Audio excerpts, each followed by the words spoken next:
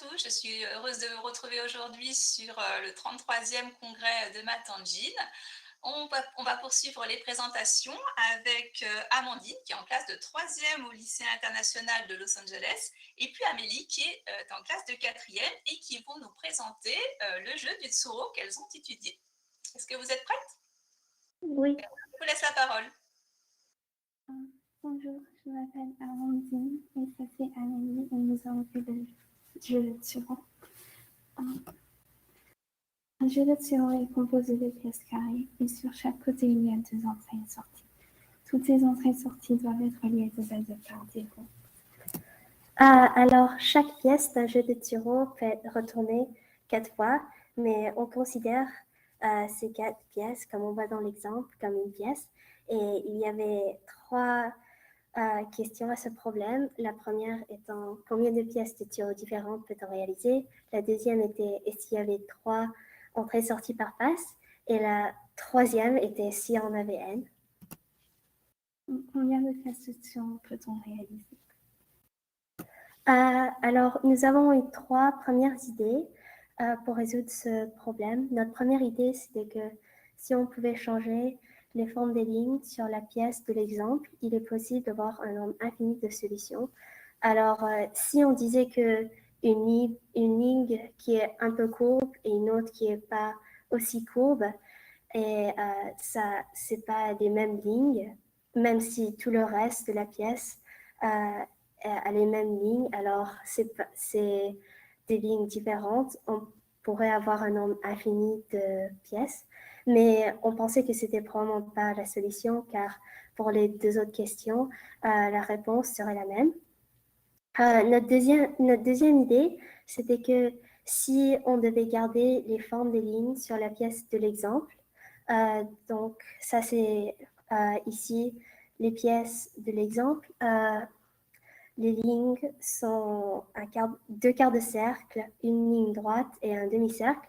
Si on devait garder ces lignes, mais on pouvait par exemple enlever un quart de cercle ou ajouter un demi-cercle, on réussirait à avoir 12 différentes pièces.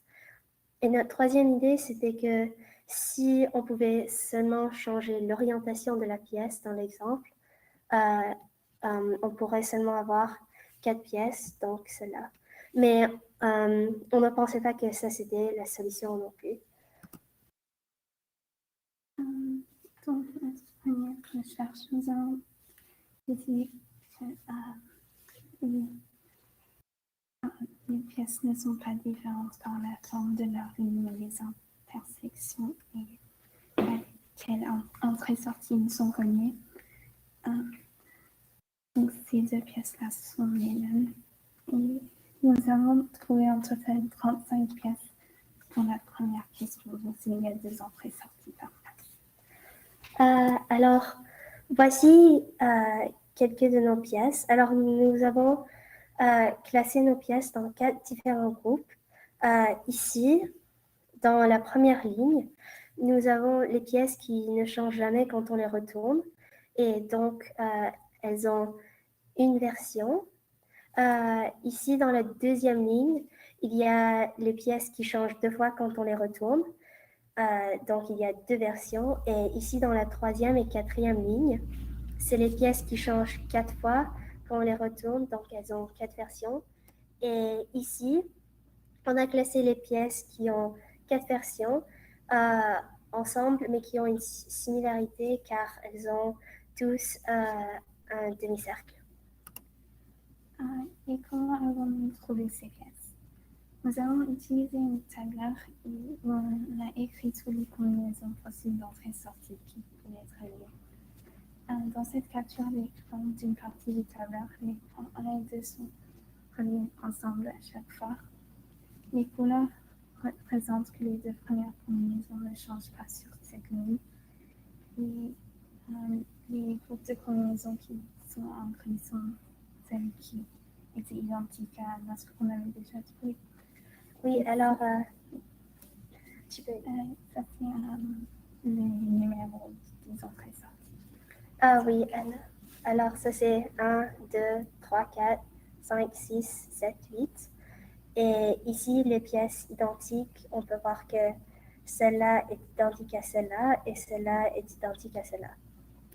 Alors, après avoir créé toutes ces combinaisons, nous avons dessiné toutes les pièces sur un logiciel nommé GeoGebra. Par contre, nous avons remarqué qu'il y avait des pièces qui étaient identiques, car quand elles étaient retournées, elles avaient des différentes combinaisons de données, mais si on les retournait, on pouvait arriver à la même pièce. Alors, par exemple, ces deux pièces sont identiques, mais elles sont retournées, et on peut voir que même si ces deux pièces sont égales, leurs combinaisons sont différentes. Et ça, c'est car si on dit que ça, c'est le point 3, ici, le point 3 est relié au point 4 et ici, il est relié au point 6. Donc, ça, c'est pourquoi les intersections sont différentes. Euh, et, après, et après avoir aperçu qu'il y avait des pièces qui étaient identiques, on devait les éliminer une par une. Alors, sur un document, nous avons écrit toutes les pièces qui étaient identiques et nous avons aussi trouvé que les pièces qui ont 4 versions, donc qui changent 4 fois quand on les retourne, avaient 4 pièces identiques et celles qui changent 2 fois, on avait 2. Et on a aussi remarqué que celles qui ne changent jamais n'ont pas de pièces identiques. Et ça, c'est logique car elles ne changent jamais, leur combinaison ne change jamais. Alors, alors ça, c'est toutes les pièces qu'on avait au début. Et puis, on a éliminé celles qui étaient identiques pour avoir ces pièces. Nous avons une autre idée de recherche qui n'a pas marché. On a essayé de trouver une formule. On a essayé de dessiner toutes les pièces possibles qu'on pouvait imaginer, mais on n'a que trouvé 32. Et on a essayé de trouver la réponse aux deuxième question.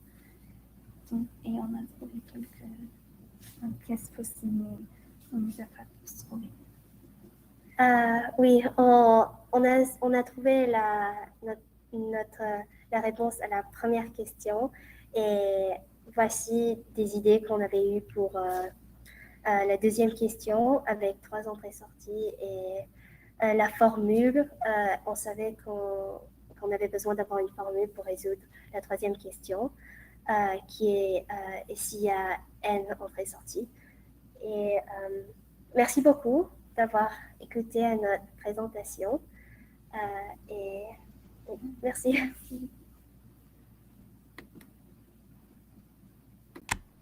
Merci beaucoup pour votre présentation. Alors, j'ai quelques questions à vous poser.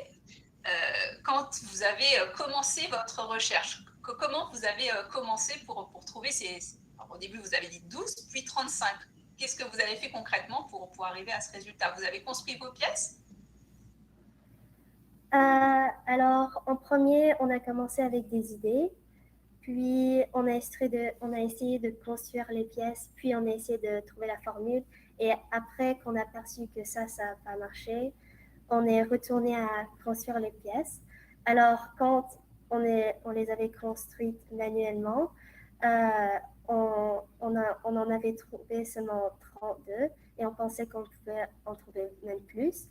Alors, ça, c'est pourquoi on a essayé la méthode avec les combinaisons et puis convertir ces combinaisons en pièces. D'accord. C'est pour ça que vous avez numéroté, c'est ça, sur vos différentes sorties, vous les avez numérotées pour ne pas en oublier. Et comment être sûr de ne pas en oublier? Parce que justement, quand vous en aviez au début 32, puis vous en aviez oublié, comment maintenant vous êtes sûr que les 35, il n'y en avait pas plus à la base? Enfin, même avant les 35, en fait, dans votre dans votre schéma de gauche, comment être sûr que vous n'en avez pas oublié? Est-ce que je peux présenter... Oui, bien sûr, tu peux nous remontrer ta présentation, une partie de ce qu'on a vu tout à l'heure, si tu veux nous expliquer. Alors, sur notre tableur, ça, la capture d'écran qu'on avait montrée, c'est pas les seules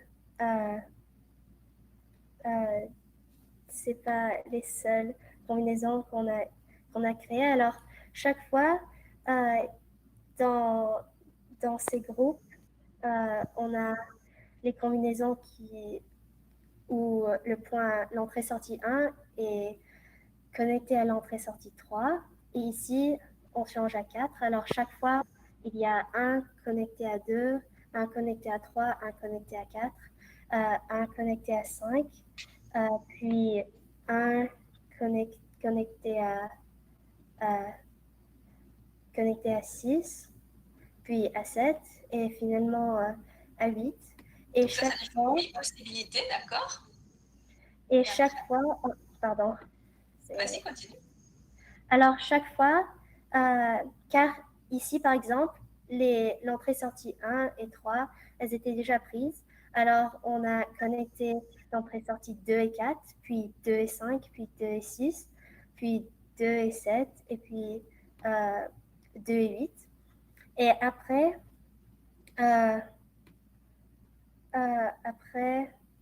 après ça, euh, alors ici, il y avait 1 et 3 connectés, 2 et 6 connectés.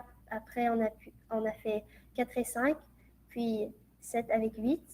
Et après, car on a gardé ces mêmes connexions, alors après, on a inversé le 5 et le 7, ici pour que 4 soit connecté à 7 et 5 soit connecté à 8.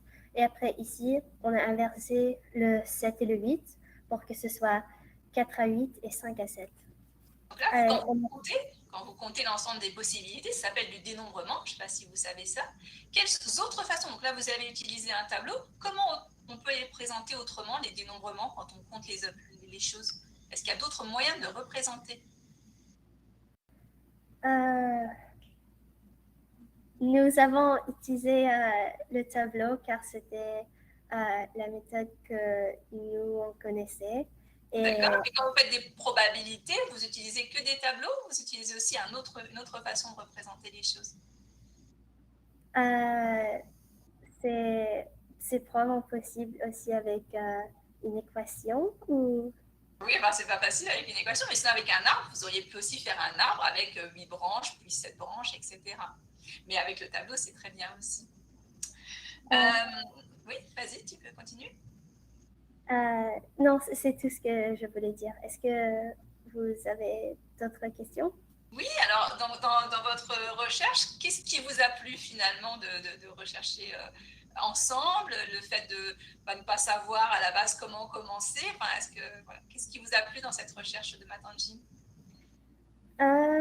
C'était, je pense, savoir que nos réponses n'étaient pas toujours bonnes et après démontrer comment elles n'étaient pas bonnes et puis recommencer. Ça, c'était quelque chose que moi, j'ai beaucoup aimé car on pouvait alors voir que la première solution qu'on a, elle ne marche pas toujours. Alors, il faut encore essayer et trouver d'autres solutions qui vont peut-être marcher un jour. Ben ça, c'est typiquement quand on fait de la recherche, on ne sait pas à la base ce qu'on doit obtenir, comment on va le faire, et donc on fait des essais, puis ça ne marche pas, et on reteste autre chose. Donc ça, c'est typiquement la recherche qui veut ça. Et ta camarade, est-ce qu'elle a autre chose à dire? J'aime faire la recherche et essayer de trouver la réponse. On ne t'entend pas bien, je suis désolée. Elle a dit qu'elle aime beaucoup faire les recherches et elle aime trouver la réponse, et moi aussi. Je pense qu'on était toutes les deux contentes qu'on a finalement trouvé notre réponse à la question 1 après toutes ces recherches qu'on a fait pendant l'année scolaire. Après, c'était pas facile de trouver pour N sorties. Oui, Oh, d'accord, oui, c'est pas facile. ça, c'était certainement pas évident, et même si nous, on n'a pas pu trouver la réponse, on a beaucoup aimé faire toutes ces recherches pour essayer de la trouver et et en plus découvrir plus de choses intéressantes dans les mathématiques. Voilà, et peut-être que ça vous donnera l'idée aussi de rechercher comment sont construits d'autres jeux autres que le Tsuro qui sont vendus dans le commerce. Oui, oui. Je vous remercie beaucoup et puis on va passer à la suite avec, je crois, Florence qui présente le prochain exposé. À tout à l'heure. Merci à Merci vous. beaucoup.